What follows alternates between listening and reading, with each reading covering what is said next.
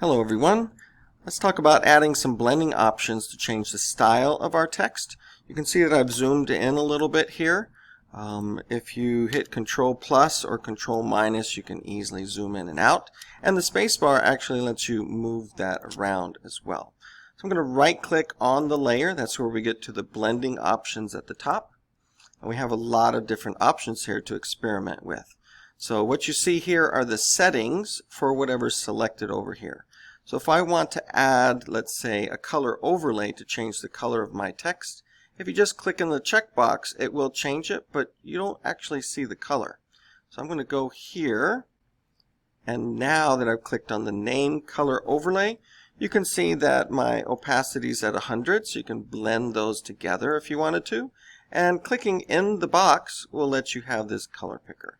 Now this is the way it works. You slide this up and down, and every time you let go it will change the color of your text, so you can pick something. And then inside of it you can go with a lighter color, a richer color, a deeper color to get the exact shade of blue that we may want to have. So that's color overlay.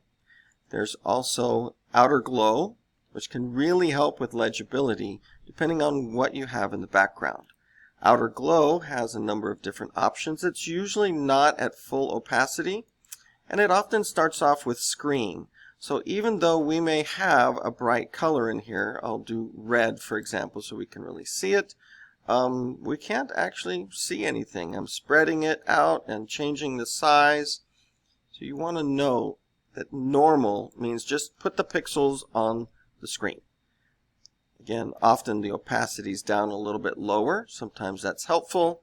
A lot of times we just want it up at 100. And we can bring the spread down and the size. There's no science to this. It's more of an art. You just kind of wiggle these until you get a nice soft glow if that's what you're after. If you just ramp it up all the way, you just get this outline, not actually all that pretty. So I like to make it actually glow if I'm using the outer glow. There's another thing that we can do to help with legibility. Let's say this was another shade of blue. You can see how that is actually very hard to read. You can add one more thing, which is an outline or stroke. And the stroke will put a certain number of pixels around all of your text. So as I bring this up, you can see that it's putting actually on the inside. So the outside is actually going to make that look a little better. Now we got blue with blue and a little more blue. So let's change this to, let's say, white. And now, even though the letters are blue and the glow is blue, you can see this very, very easily. So getting a combination of colors on the glow and the text and the stroke gives you the effects that you want. And you've got to make sure that it's really legible. So contrasting colors somewhere in there is very, very important. You don't have to have a stroke if you make your outer glow a color that contrasts. So we could make this a greenish glow, and maybe the blue color. This is where you get to be a little bit creative, but just make sure that it's really easy to read. So if I've got blue text, and then I've got a bright orange, go back to my color overlay and maybe choose a blue that's a little bit lighter, and that way I can see it a lot better. And again, that outer glow, maybe spread it out and make it a little bigger. So a lot of different options for you to play with here. I'm going to go ahead and add that stroke back in and maybe change it to black. Usually a black or white stroke is really what you need in order to get that contrast. Now that's a set of layer styles. You can see them right here. You can hide them and you can reveal them. You can turn all the effects off and all the effects back on, and the individual ones as well. So you can see a before and after here how that really helps it be more legible. You can turn off the outer glow if you don't want that. But I'd like to see you put these on there even if it's not what you use in your final version. I'd like to see you show some control over these.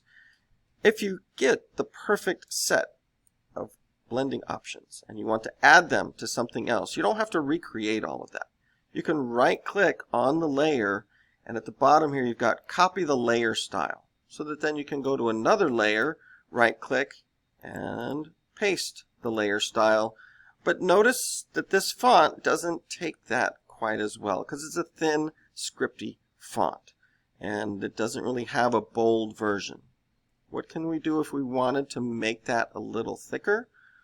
Well, we could go in and change the outer glow so that it's not quite so big and intense, so that helps a little bit. And if our stroke was actually the same color as the blue, it would make a bold version out of that. So I can go here and I can try and find the blue, or I can just leave, makes an eyedropper, and pick that same blue, but that isn't all that legible. So you have to really watch your controls there. If I cancel this, it'll go back, and maybe just need to reduce the number of pixels on it a little bit. Best option, choose a font that really takes these effects well. So these are the kinds of fonts to really use these effects on. I think I'll just leave it just like that.